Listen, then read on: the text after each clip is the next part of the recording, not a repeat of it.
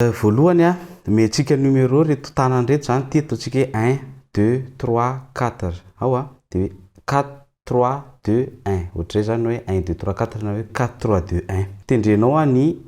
1 2 3 4 de midina lasa hoe 4 3 2 1 ambany 1 2 3 4 de ambany ndray 4 3 2 1 eo ambany 1 2 3 4 eo ambany 4 3 2 1 zany hoe 1 2 3 4 zany de aveo 4 3 2 1 ohatray foana rehefa lahatra le izy vita zay a de misy aketo indray ianao de hoe 1 2 3 4 de mamaly de ohatray ihany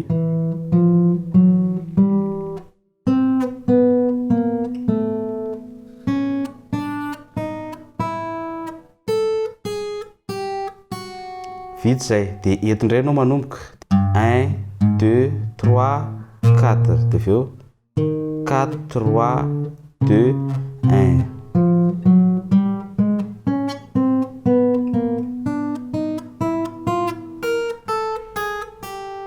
de eto indray ianao zao a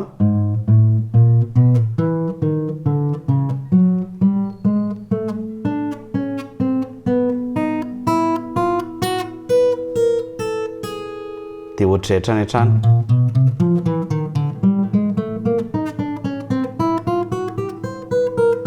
zay ny amin'iny de atao main droite ndray zao asitsika kotrana kely ohatran'izao lizy a ty midina de hity miakatra jereo tsara reto ihany tanana miasa ny pouce sy ny index hoe 1 2 ohatray 1 2 de manisitsika 1 2 3 4 isaky ny corde ray zany hoe ohatr' zao zany jereo tsara hoe 1 2 3 4 de ohatray 1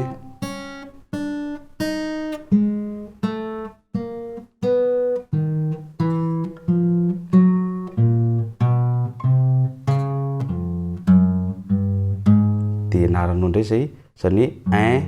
2 3 4 ohatray ihany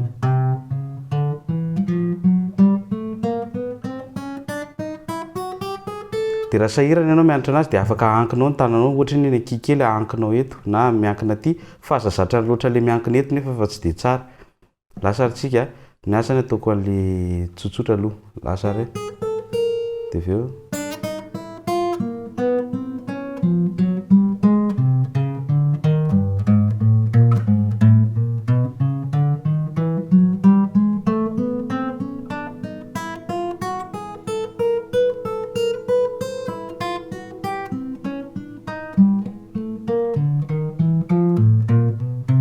de toizanao hatrany farany zay inoko fa nisy zavatra voaraintsika teo a tamin'iny exercice iny a de ataonao miadana lisy a de ampitombonao tsikelikely a ny vitesse